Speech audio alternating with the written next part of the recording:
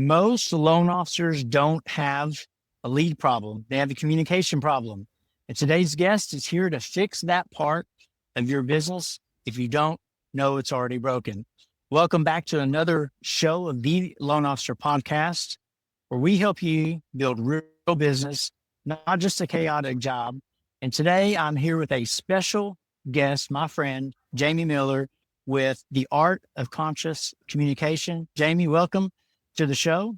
Love to, just have you say hi, man, and we'll jump into some framework and, help some loan officers today. Cheers for having me, Katie. Happy to provide whatever guidance I can with abundance in mind here today. Well, the thing about you, Jamie, is that I feel, we had an interesting time that we first met, right?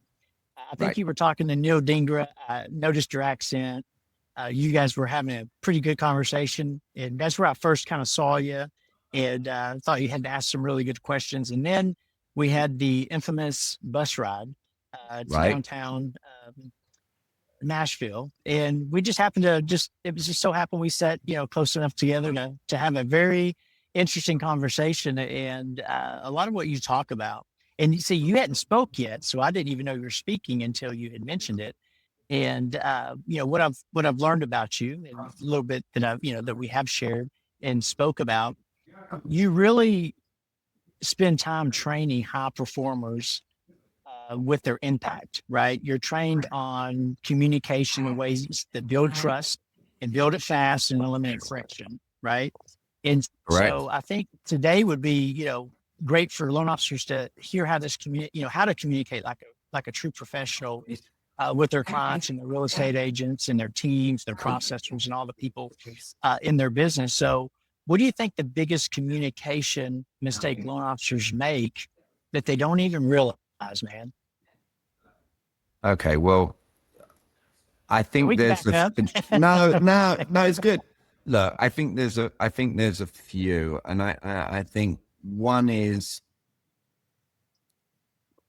the biggest mistake that I see, the biggest play is typically the oversharing. KT is one of the, I would say, the thing I see the most happen. So an example of that is where people just start talking too much and trying to tell people all the things that someone they think should value, and not finding out they tell value instead of extract value, as I teach it. So rather than, like, sometimes people have the business, Katie, without sharing anything about themselves, but if they don't pose the right questions, they won't know those things. I'll give you a great example, Katie. You've invited me to your podcast. If someone's watching this right now, you edified me before I opened my mouth. If I turn around to your audience on purpose with psychology and ask a multiple choice question, there's no script. It's just me being me. None of your audience needs to develop a British accent, and they don't have to say anything word for word. But if they know to go into a meeting with someone where they've actually been referred to business, and they say, hey, before I share anything, we both know KT. All right, the fact that he speaks highly of me, do you have to know things about me, or are you already pretty confident? And 9 times out of 10, the person can say, I'm already pretty confident. And the 1 out of 10 is going to say, I'm already pretty confident. I would just like to know this one thing. All right. Your chances of getting business go through the roof. If you go in there because you've got your standard presentation, you could end up talking yourself out of business. All right. And they're like, I don't see what KT even saw in this person. And you asked what's the biggest mistake. I would say that one. The second one, the second mistake that's pretty critical is loan officers, because this is a podcast for loan officers to help them out. They're doing the most emotional sale on the planet, and they make it logical. All right. And the whole point of people buying a home is one of the most emotional purchases in the world.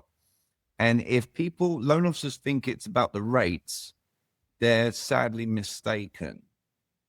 All right. Even as I shared that, KT, I know in my head, the thought that's going through my head, and let me see if you go with me on this. Loan officers don't want to be told It's the rates are irrelevant. It's like when I tell my girlfriend in the morning, "You look stunning." If she doesn't feel that way about herself, she's like, "Jamie, I think you need glasses." But I'm telling her something that I believe to be true. All right, so it's kind of like loan officers have to embrace for themselves and their self-talk that rates are irrelevant, and I'm going to actually get to the heart of why does this person want a home. All right, and if they do that more, they'll start seeing life more gloriously from that standpoint. Again, I can't do justice in all the time. You asked what are the biggest flaws that you see. Those are just two of them. Yeah, uh, those are great. And I appreciate you sharing that. That's really good. I was out, so I'm at the lake today. As you can see in my background, and I came outside because I've got, a couple kiddos in the house, and plus it's a beautiful day out here. It's like 67. It's just so nice. Um, but I was out on the water today, and had taken a phone call from one of my team members, and they said, "Hey, would you mind calling a client?" And, they typically traditionally handle it from, point of sale, application, all of that. And sometimes I talk to clients, sometimes I don't, but traditionally I don't, right? But I'm in a position to do so. And that's not for everyone, right? Not everyone's in that position where I have a team in place to be able to handle it. Some do, but I haven't always been there. But I'm still involved, Jamie, with my day-to-day production. And I have agreements with my team to involve me when they feel like that I need to be involved, right? And so I right, got this call today from one of my teammates and said, "Hey, we have a client who's shopping around." And she had said something that was kind of interesting to me. She goes, "Hey, can you give a little KT magic?" And I said, "Well, what do you mean?" She goes, "Well, that thing you do." I said, I don't have a thing that I do, right?" And she goes, "Oh yeah, it's magic. Like we don't even know how you do it." And I always teach my team to be less transactional and be more um, personal, right? Because I think a lot of originators, most of them are so transactional in the process. They're just kind of checking the boxes and going through the process. And it really kind of struck me. I'm like, okay, I record all of our calls. And so I went back and listened. It was a 2-minute call that one of my teammates had with the client. I was listening to it just to prepare myself to make a phone call. And I listened, and it was a good call. And my teammate did well. They interrupted her a few times, but something that I did notice is they didn't ask the right questions, Jamie, that I would have asked to get the client where they needed to be in order to feel good about making the decision. Right. right, And one of the things that the client had said on that phone call is like, "Well, Greenlight Mortgages, y'all are really good. Like y'all have been the fastest. Y'all communicated well. So far you're winning, but that's not, we want to close deals, right? We got to convert." And so there was something that was missing there. And so I called this client, and the first thing that she'd asked me, Jamie, is she said, "Kenneth Travis, how are you, sir?" I haven't talked to her yet, but maybe by text it was only. And I was like, "I'm doing fantastic. If I was doing any better, there'd be two of me." And she goes, "Oh Lord, oh my goodness. I wish I was like that. Oh my goodness." And see, it wasn't necessarily what I said. It was the way I made her feel. Right. And correct, immediately before I even got into business, she was already at a different level from when she answered that phone. And then I just said, "Hey, listen, my team reached out. They said that you were shopping around, and I think that's fantastic. I want you to shop around. Do you know why?" She said, her name's Diane. She goes, "Why is that?" I said, "Because it gives me confidence. It also gives you confidence knowing that we gave you the best deal that we could possibly give you. But if you're going to shop around, I want to make sure you do it the right way."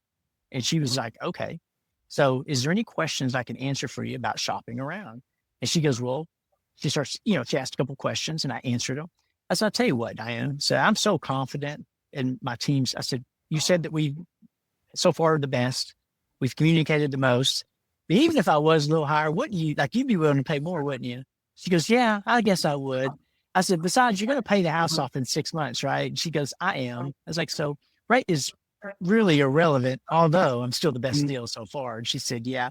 So by the time I hang up the phone, she goes, "KT, I'm doing my business with you. I just feel like I have to shop around because I feel like I have to shop around because that's what we're told." And I said, "You're exactly right." She goes, "But I really enjoy your team. Y'all been fantastic.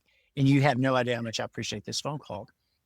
And it just got me to thinking, how many loan officers out there, seriously, aren't having these types of conversations because you can't lose something you don't have. And it's okay to just be very direct with a customer, I think.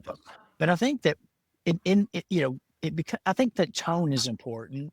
I think, assumptions are not a good thing, right? I think a lot of people assume. So I think some loan officers have lack of clarity because they're not asking the right questions. And there's a lot of emotional triggers for them. Okay. As I listen, if I'm listening, well, I from a conscious communication standpoint, I listen to everyone, their tonality, what they're saying, what they're asking. If a client comes to me, Jamie, I need your help with this situation. Here's what happened. I told them this. Immediately I'm in my head, well, there's the first problem. You told them stuff, all right? Rather than like to ask them questions, right?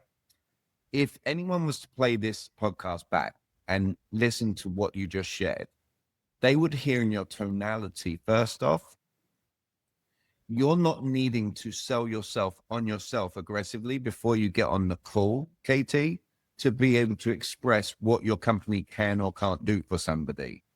Right. All right. And it's very just easygoing because you experience.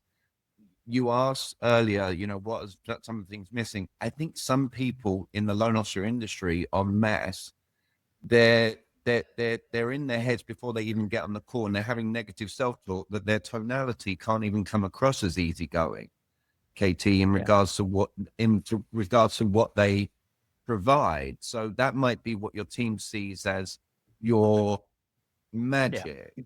All right. I'm dressed really casual from my gym this morning, wearing my baseball in front.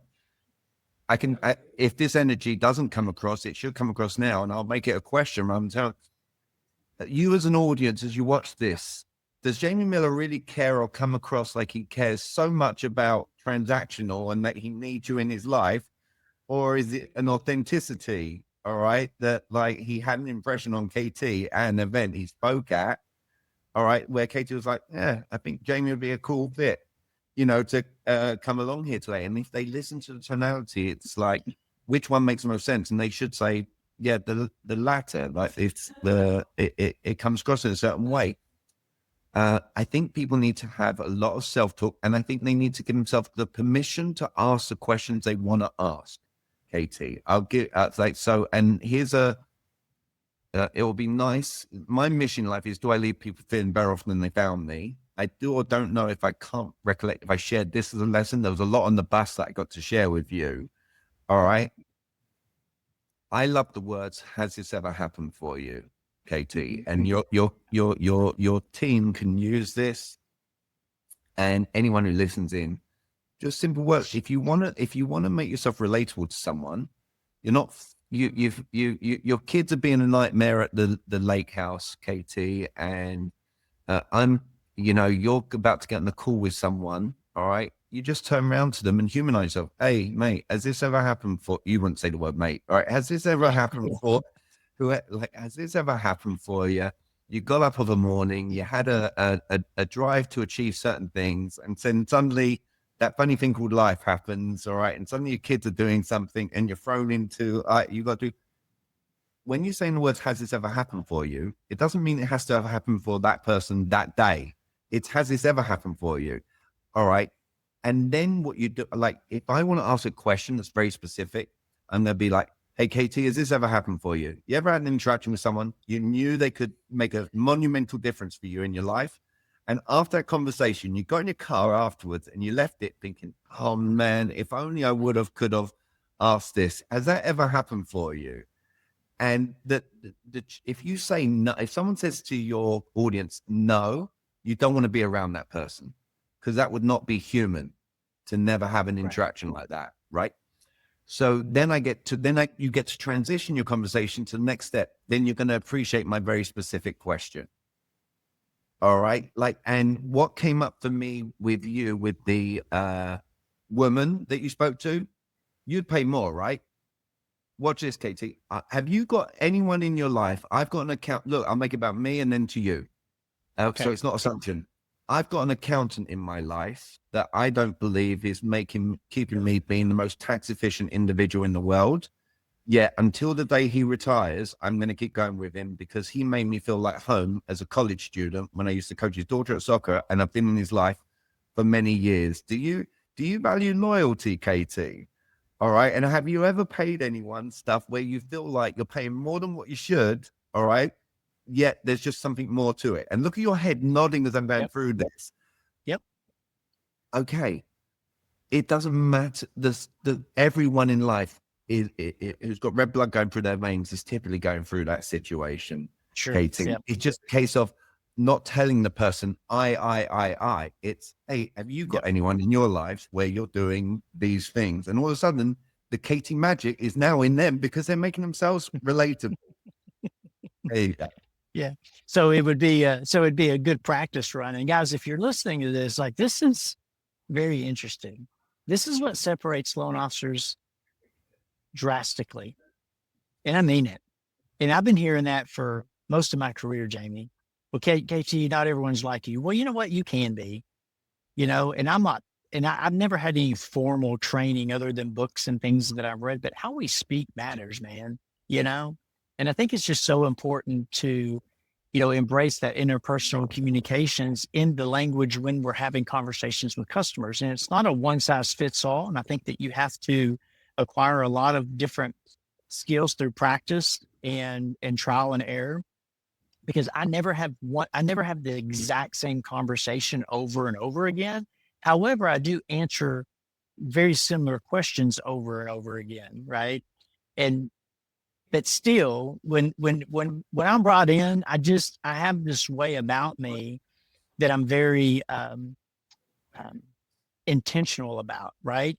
Because it's genuine. I'm not trying to hurt anyone or anything, Jamie. But like when I do have these conversations, and even when I was talking to Diane this morning, that's a really good run at it. Hey, Diane, have you ever had a relationship where you pay, kind of in going into that framing? Is that what that would be? Would that be like That's framing exactly up?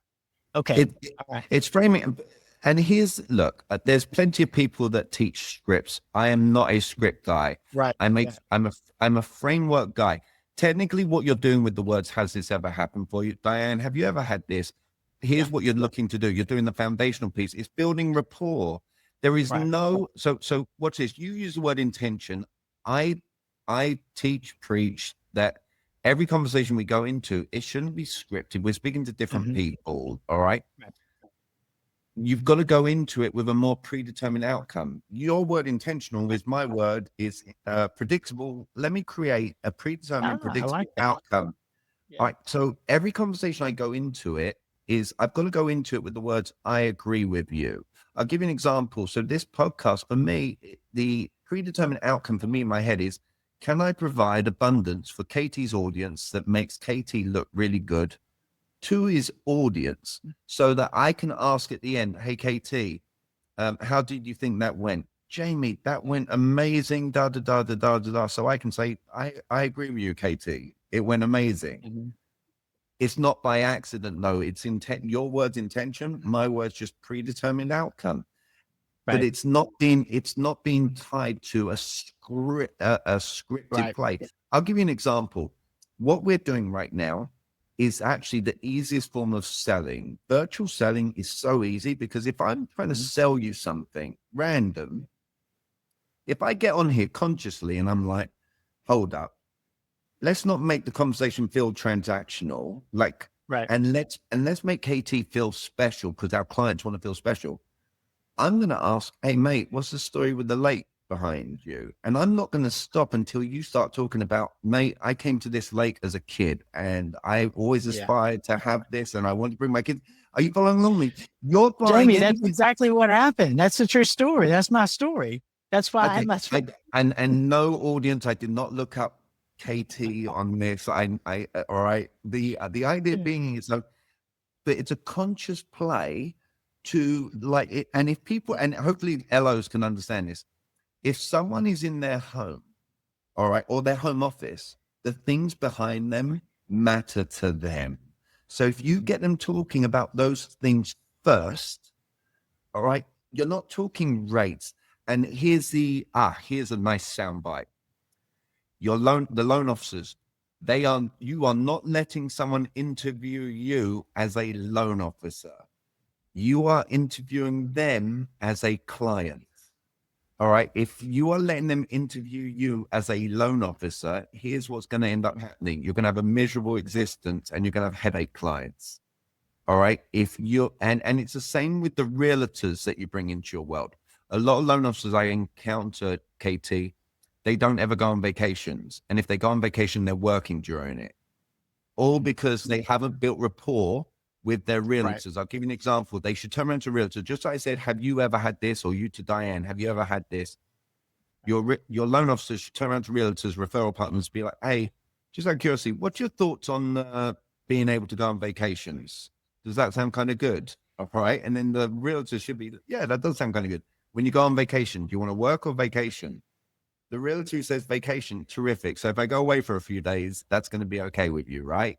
And if there's Yeah. a pickle of a situation, I'll make sure someone's there to take care of you through this. You, as a loan officer, you're not telling someone, these are my non-negotiables. I have to go on vacation because the person won't care. But if you ask, is this a nice notion? All of a sudden you have a more glorious life because you made it question-based. As an example. So long story short, yes, KT, in your own accent and merit, you're basically getting Diane to be like, hey, Diane, have you had this situation take place? The second she Right. goes, yes, they're going to feel more of a synergy. I get you. So is it like, has this ever happened to you, or have you I ever would say the word experienced for something you. like I that? would, Yeah, yeah, for you, for you. for Yeah. you.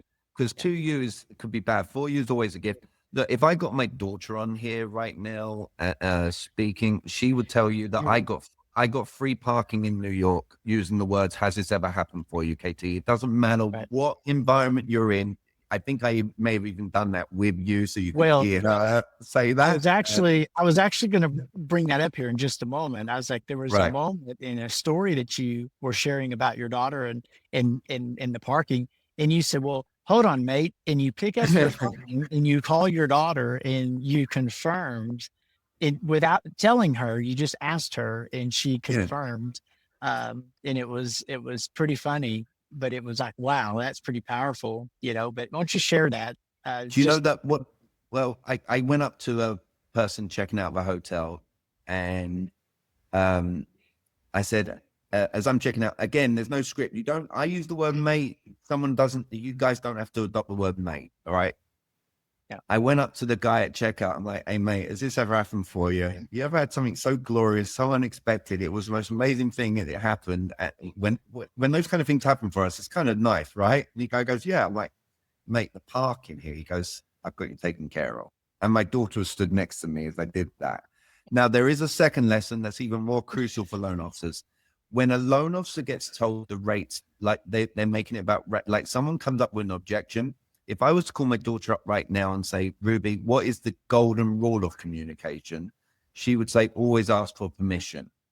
that's it. All right. So if Yeah, someone says to one of your loan officers or anyone watching, hey, we're going to hold off. We think the market's going to do something.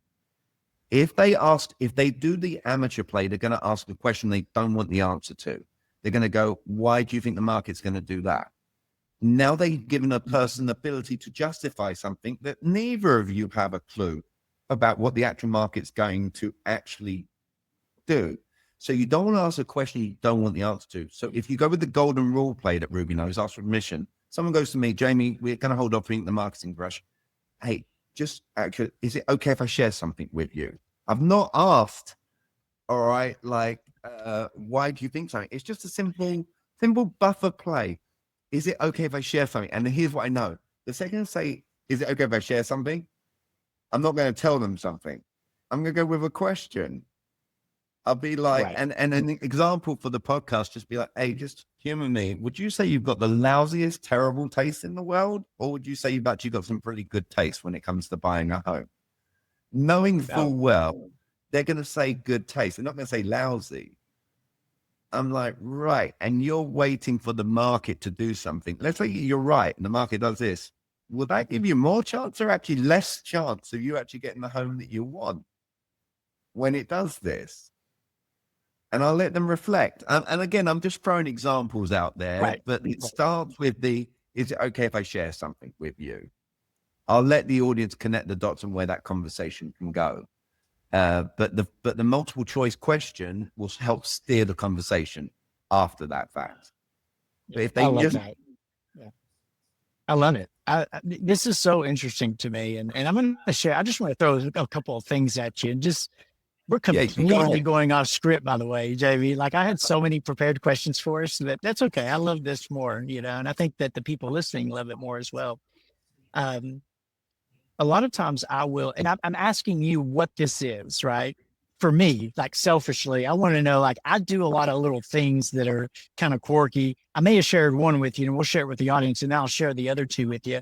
But, when I was a young buck in the Marine Corps, I used to, I had a hard time picking up, girls or whatever. And the pretty ones were always really hard to connect with. And the guys were, always would say, KT, why don't you go talk to him, man? You're pretty lucky with women. And I'm like, no, not really. I would just always go up to him and say, hey, ladies, do you mind if I join you and have a drink? I'm gay. And so, I'm, so you don't have anything to worry about. And they would always accept me because they thought, of course, at the end of the night, they'd be like, you're really not gay, are you? I'm like, no, I'm not, but it would drop their guard. Right. Right? And it was so funny that I would say that because because a lot of people don't want to be sold, right? Is that right? Like they don't want to be No, sold. no, So no, they, no. Look, you just said earlier, people remember the way you leave them feeling, and that's yeah, and so yes, you're right. No one wants to feel sold. Correct. right. And but then, as you get better at sales, I started just being very like, just, let's just see what happens. I want to test a lot of things. And so every time I check into a hotel, I'm always smiling, and I feel like that's a Charles Schwab, thing for me. I think smiling and making people feel good because I don't think it's people remember how you make them feel more than they remember what you say. And I always make it a point to make people feel, you know, substantially more important, substantially loved, and appreciated. And I do it because I mean it. Like I'm genuinely feel that way for people. But whenever I check into a hotel, I say, I greet them, I smile, hey, how are you doing today? I say their name because they typically have a name badge on. And I'll say, you don't know me, but I am here staying in the presidential suite on the 29th floor. Well, most of the time, these hotels don't have 29 floors to them. And they look at me and they start laughing and they're like, okay. And they always, and I mean it, they almost always upgrade me without asking. Right. And again, it's because of I always believe it's because how I make them feel. Right. So do you think that that is and it happens so often. And to me, it's like, man, it's so amazing to me that if you just love people unconditionally and you're nice to them, regardless of what they might look like. And you know what? A lot of times these people that I encounter, sometimes they're not having a good day. You know what I'm saying? And you can come in and turn it around. To me, that is a gift, that is a blessing. And I wish more people had that ability or would start practicing these types of things, right? So Uh, let me help your audience, yeah, KT. All right, yeah, because rather than thinking that's KT magic, my game plan is I provide guidance and let's make it conscious so that everyone in the world can do what you've done. right, First right. thing first. Well, let me say First this. thing. I want to say this real quick. Yeah, let me say this real fast. I don't have language around it. I don't know what it is. I just know that I do it, right?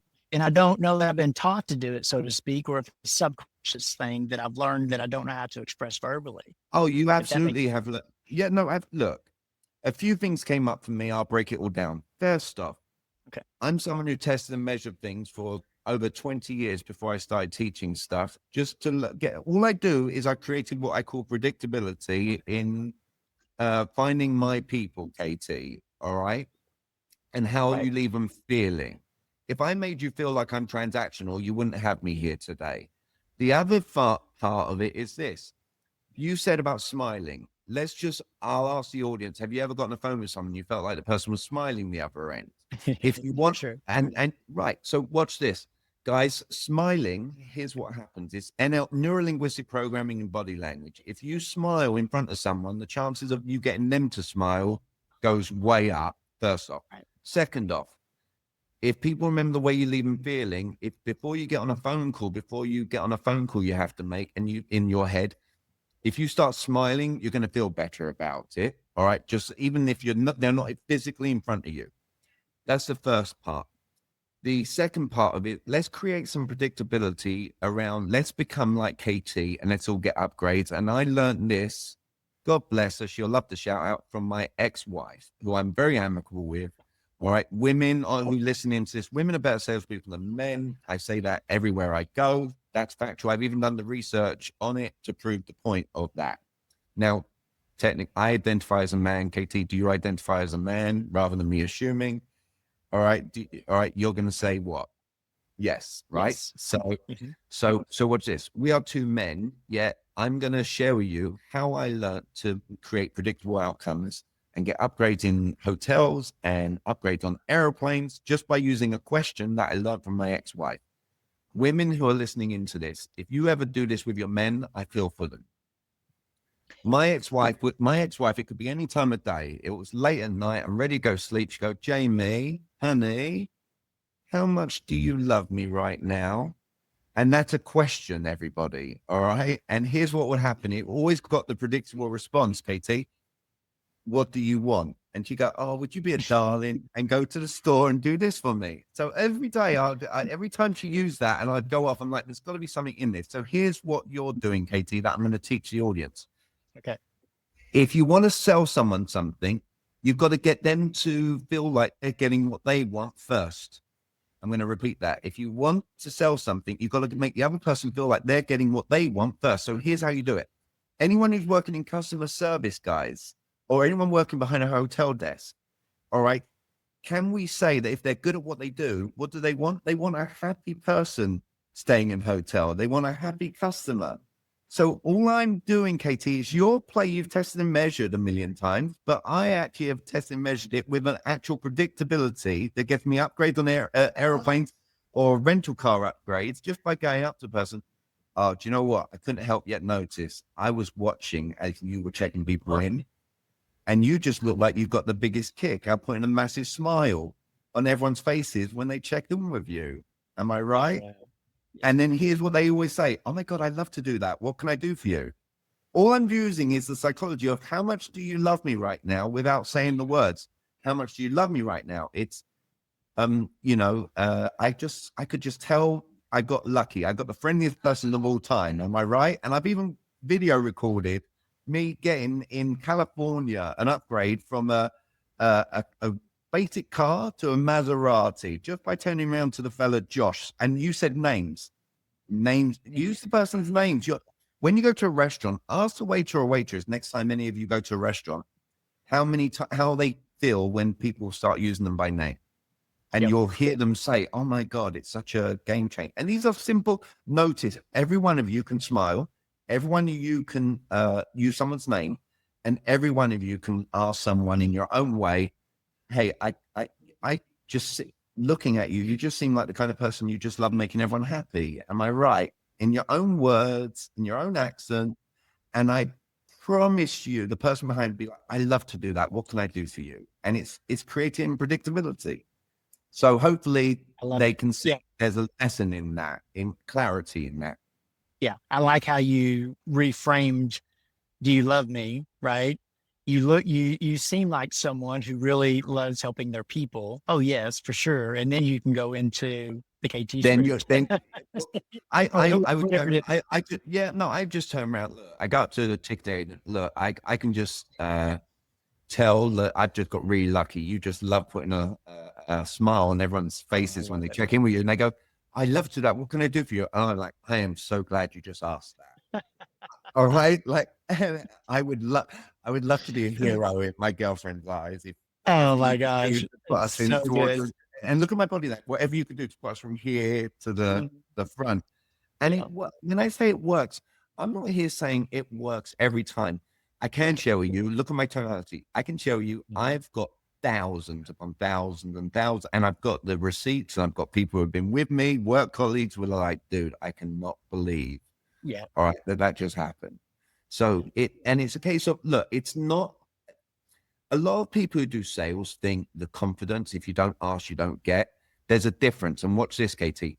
If you're going in just with sales and confidence, you might ask a terrible question. You might ask someone, is there any chance of an upgrade? You didn't do it, but let's say someone out there is listening in. If they ask someone, is there any chance of an upgrade? The person can say yes or no to that. They're not going to say no to wanting to put a smile on a customer's face. Hopefully your audience can connect the dots on that for themselves. You want to ask questions. You want to ask questions that aren't just because I'm asking a question that can generate a yes or a no response.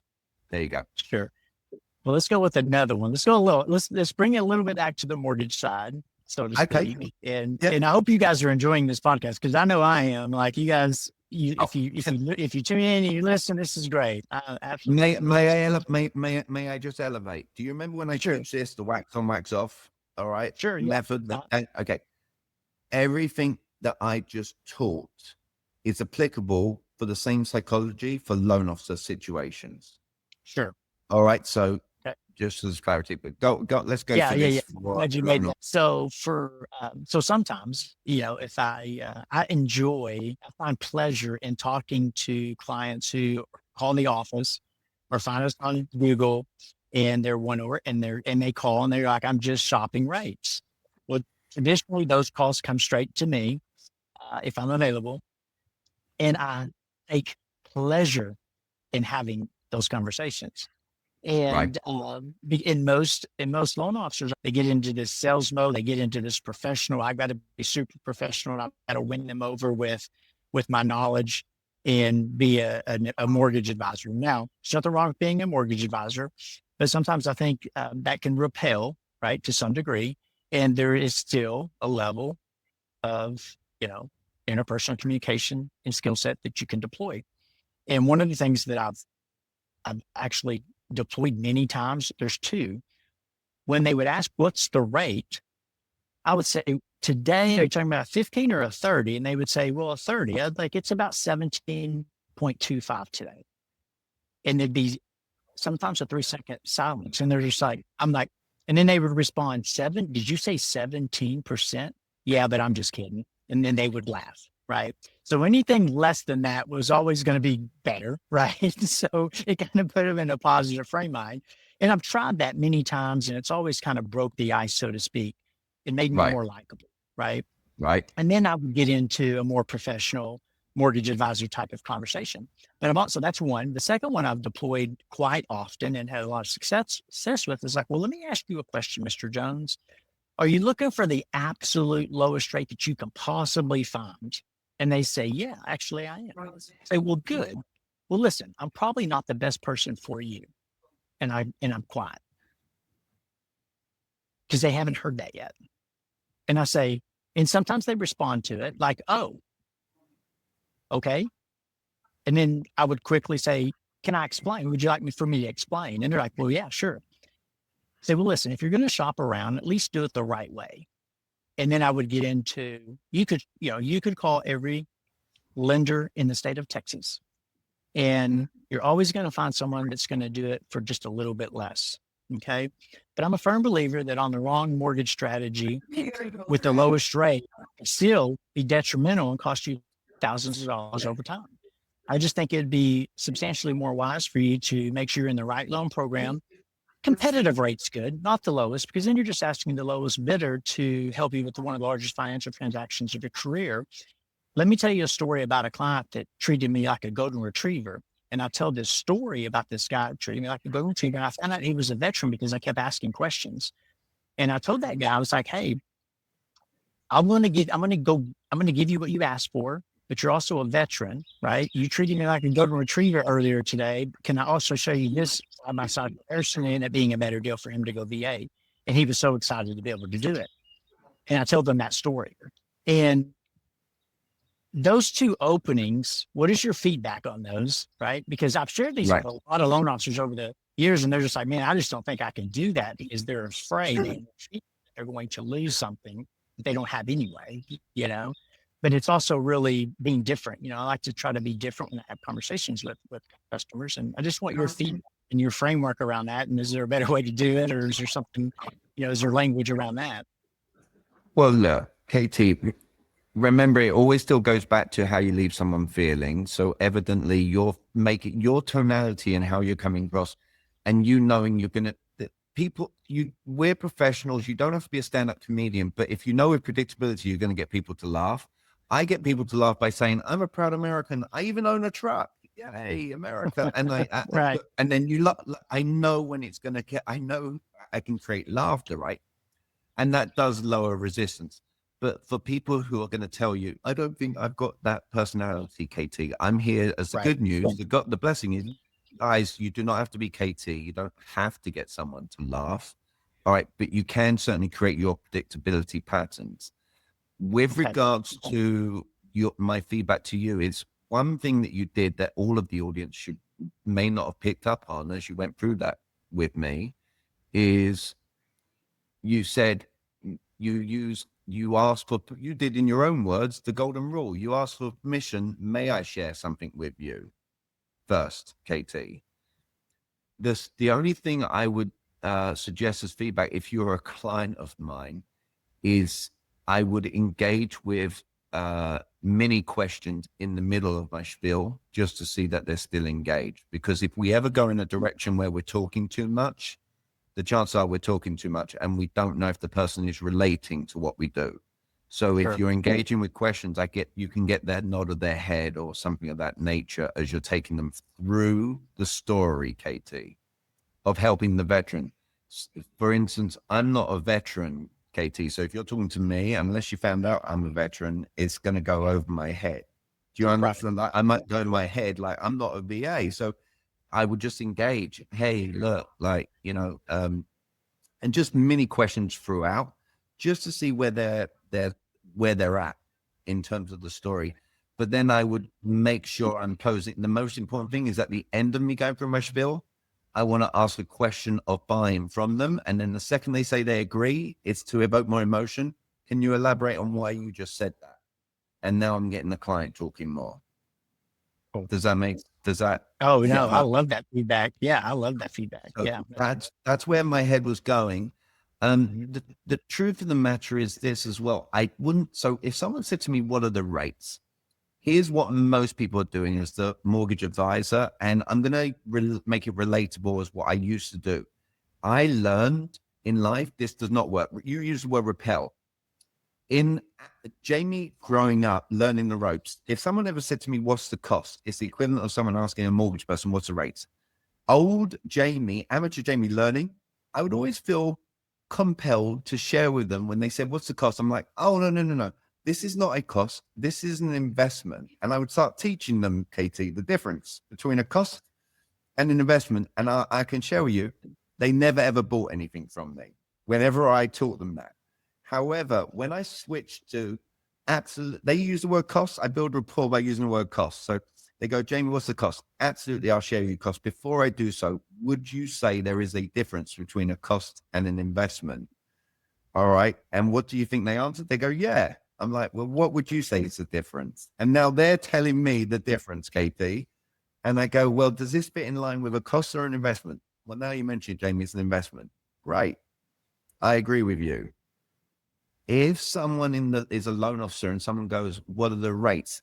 If they start telling them the rate, here's what you did. You took away resistance with humor by saying the 17.5%, knowing full well with predictability, they're going to go, "Hold on a second. What did you just say?"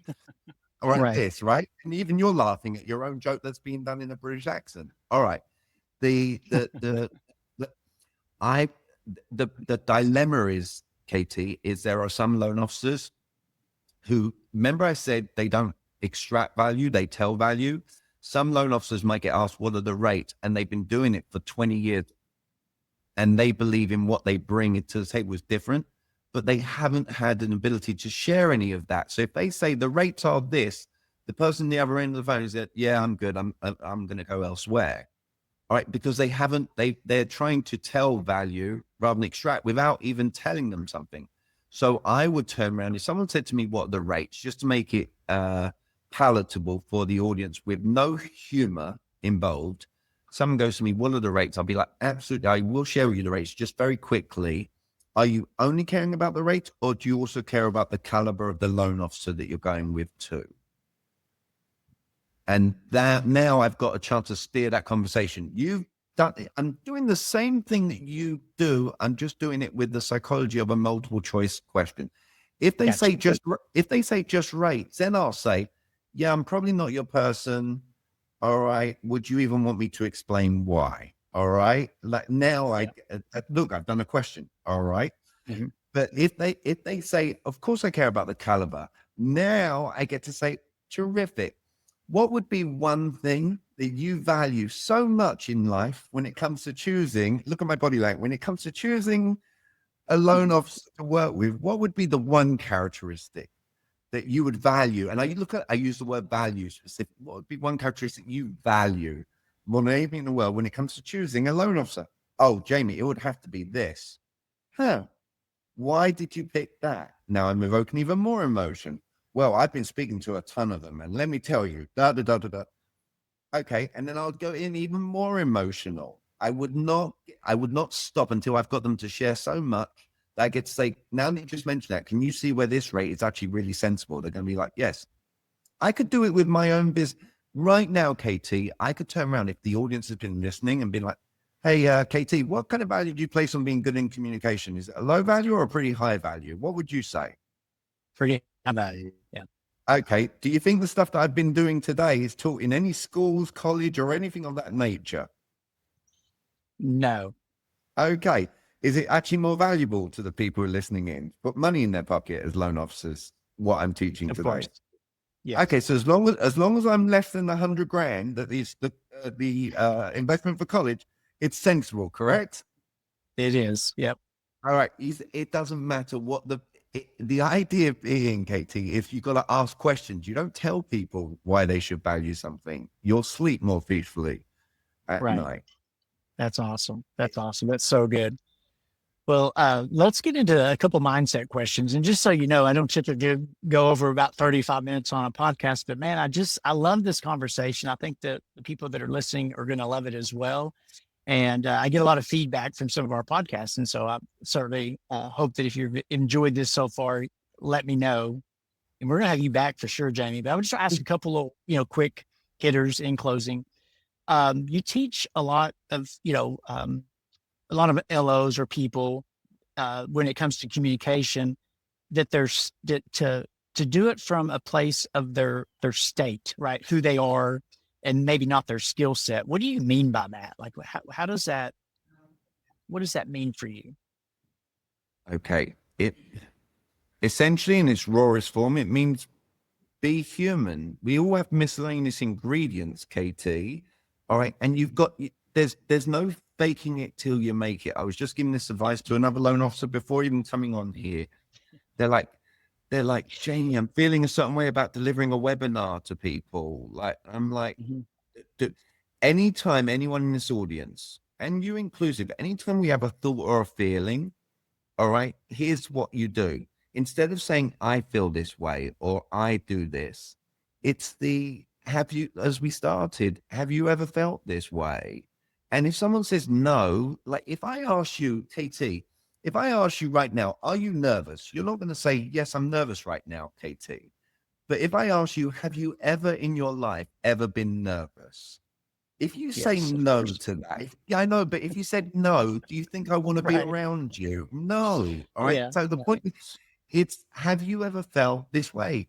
And when you do, so the idea is people can attract people based on their own thoughts and feelings. They can still attract like-minded people that they want to do business with. All right. Just based on asking, they could ask things like this. Am I having a natural thought right now? All right. And the chances are the person in front of them is going to be like, yes to that. So bring your human miscellaneous ingredients to the table, especially in the world of chat GPT and AI. It's going to be even more prevalent in how successful you will be from that standpoint. And I think that's the missing I think it's a missing ingredient, because here's what's happening, Katie, and it's prevalent in this podcast. Too many people are thinking they need to be you. Mhm. They don't. They need to Yep. be themselves, but they need to integrate more psychology and understanding. If I go into this conversation, how do I go into it where I can get the person to see where I'm coming from, and I get to say the words, I agree with you at the end. Right. That's the and then they can get to be their glorious selves. I don't even know if I did jump. Mhm. Hey guys, have you ever been asked a question and your goal was to answer it in such a way that everyone had clarity in the world? Yeah, after you answered it, you're still not sure if you did all the justification in the world to that. All right. If you've ever felt that way, then you're going to understand how I feel right this second. Yeah, that makes so much sense. And I tell, even for me, because I have had people come and say, "Hey, KT, how do you like, how do you communicate so well? How do you do these things so well?" And one, I would say you don't have to go down the path I went down, right? Like you could plug into someone like Jamie, and even for myself, Jamie, I feel like I could learn a tremendous amount from you. But when I look back on my career and the things that I've read, like you read Think and Grow Rich, How to Win Friends and Influence People. Psycho Cybernetics is one of my favorite books. Robert Cialdini is one of my most favorite authors, and a lot of this is science. A lot of it is persuasion and influence, and just human behaviors, right? And when you start reading and consuming this information, you start just applying it, to your, what you learn through your experiences and through your transactions, right? And so you just get good. And when you truly care about people and you have a heart and you lead with, integrity and you have no hidden agenda and you combine it with those things, a lot of good stuff can happen, and I've never had any formal training in that way. But I will say this, okay? We could all be better. We all could learn to, be less transactional, to be more influential, to get people to see things for their own benefit, right? Using language, right? And I think that that's important. But I think what keeps people, and this kind of goes into my last question for you, Yep. it really, what I see loan officers struggle with is they've got this internal story that sabotages their communication, right? And what advice would you give someone to maybe rewrite that, in themselves, right? They've created a story about themselves that just isn't true, right? How do they rewrite that story to have the Well, confidence to have these well, conversations? well, let's deep dive into that. When I say it could be true, Katie, you didn't start out with the lake house. You were someone aspired to have the lake house, right? So let's look Yes. at right now. This is an iPhone 15 or 16, and we're up to the 17, what have you. It started as an iPhone 1, KT. So if your audience can appreciate that they don't have to know everything, all right, from a personal standpoint, the self-talk, I end up becoming a therapist for my lot of clients in their self-talk. And what you asked about a second ago was a miscellaneous. I said be human. Being human means that we don't have to be perfect, KT. All right. Like, and you said about being non-transactional. I think half the problem is I operate, and I'm sure I'm not going to gamble and say you operate. I'll ask you, would you agree that you come across as someone where you operate from a place of abundance, KT? All right. Yes. Look, you nod your head. Okay. Have I come across as someone who operates from a place of abundance? All right. Like, what's this? Yeah. You haven't asked me, and I haven't shared up till now. I've just I've just signed an agreement to be onboarded for UWM partner perks. I have 50,000 loan officers. I haven't asked you, hey, can you get me on the stage next year at Fuse again? I haven't asked. Do you understand? It's a place of abundance, and I let the universe conspire. I haven't even asked you. You mentioned a load of books. Did you receive the book that I sent you? I sent you my favorite. I told you I was going to send it to you. And Yeah. I think, okay. Yeah. I may have gotten it. Yeah. it's the power of nice win-win Oh negotiation. my Right? gosh, I got it. No, wait a minute. I do have it. I have it in I just brought it with me to the lake. I started reading it like 2, 3 days Well, ago. my point being is, do you see how that everyone's Yeah. watching this live or Yeah. recorded, whatever it is? We are human interact. It's not like, hey, KT, where's my thank you? Do you understand? Yeah. It's not. I didn't even know if it was going to get brought up today. You bring up the book. How to Win Friends, Yeah. Influence People. I'm like, that's the greatest sales book ever Yeah. written. Mhm. It doesn't teach questions to ask in the book. All right. The book I've just sent you is my favorite one. So, the idea being is you read it, we have a colorful conversation, about it, is what Mhm. I think it seems human to do down the road. The point is this: I end up becoming therapist for my clients. It's not the questions you're asking externally, it's the questions you're asking internally. On the back of my phone, one of my clients sent me this, and I teach everyone the most powerful word in sales, hands down, is the word believe. And so here are 3 questions that your audience needs to ask themselves for their internal talk. Because you and me telling everyone come from a place of abundance, they're in scarcity. 74% of realtors didn't do any deals last year. They're in scarcity no matter what abundance. A lot of loan officers think it's winter for themselves, KT. They're in scarcity. Telling an audience you need to be in a place of abundance is not easy for them to digest. It's not palatable. So here's what I would encourage their self-talk. They have to ask themselves 3 questions. The first one being is, like, they have to say, do I believe in myself? And they need to answer that with a yes. The second question is, can I get someone else to believe that I can help them? Answer has to be yes. Can I get them to place a high value on me and what I bring them? If you're getting yeses to those questions, it doesn't matter whether you have a website, whatever is behind you, you can go out in the world, baseball hat, forwards, backwards, be on a lake, be in a random place, and you will get business when those 3 things go for you. Now, as the people are starting out, you might have to deep dive into this. So you go, do I believe in myself? Yes. You might have to ask, why do I think that? And really talk to yourself on this. Do I think I can get other people to believe I can help them? Yes. Why? Because so and so the other day was talking really highly of me and da da da da da da da da da. All right. And then it's like, do I think I can get people to place a high value? Yes. It's just, it's the also, and just as a therapy lesson for everyone, the what, why, how questions. If someone's having a negative thought, KT, they need to start with multiple choice. Is what I'm thinking currently, is it helping me or hurting me? If they say it's negative, it's hurting, they need to very quickly go into what should I be thinking? I should be thinking da da da da da. Then they go, why do I think it? And then answer it. And then how do I think I'm going to feel as a result of? I'm going to feel really good. I'm going to throw out an example. I don't live the whole like doing this all day long, but let's just use it as an example, KT, because there's going to be a bunch of people in your industry who are thinking this, but they don't want to make the call. So as an example, I don't want to get up. I don't want to call anyone today. Okay, is what I'm currently thinking, is it helping me or hurting me? It's hurting. What should I be thinking? I should be thinking, get up, go to the office, make these money hours count, and get on the phone.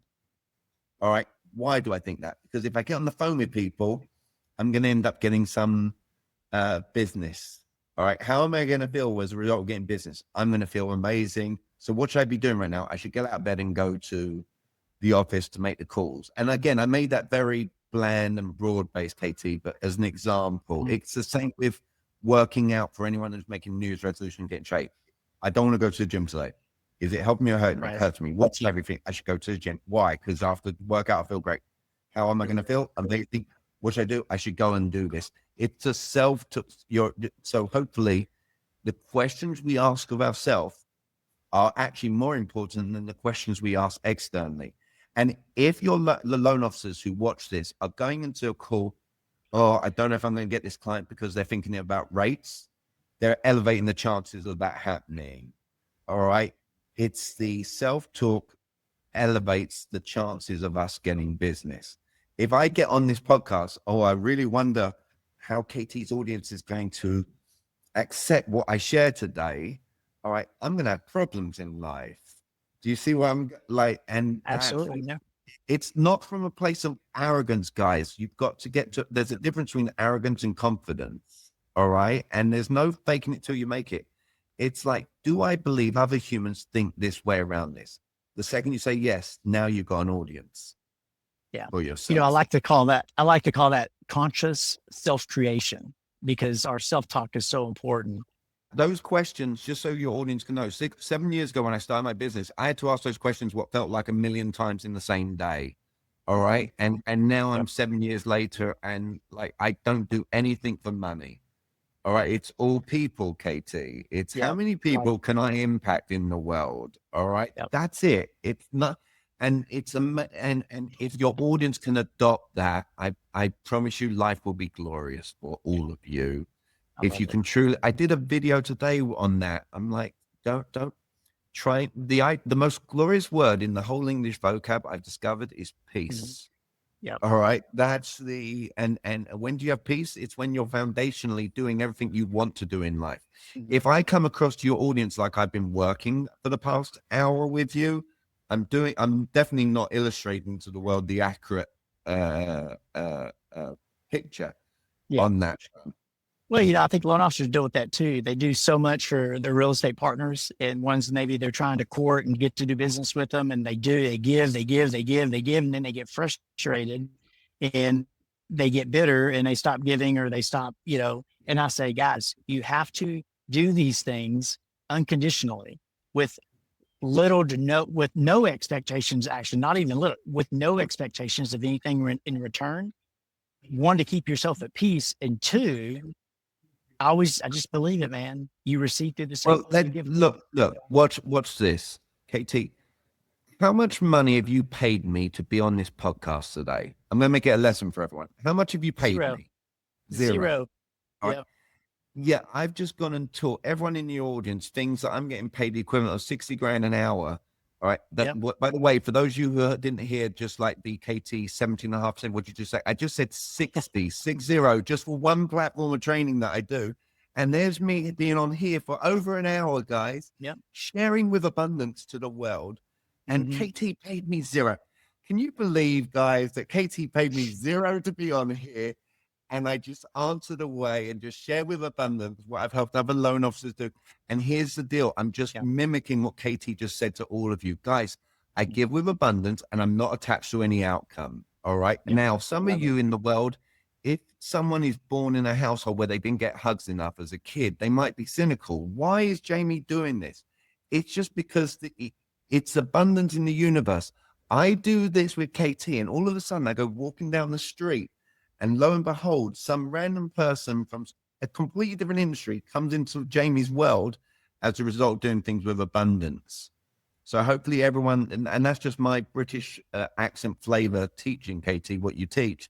Do everything with abundance. Don't be attached to any outcome, and the universe will conspire to give you everything that you want.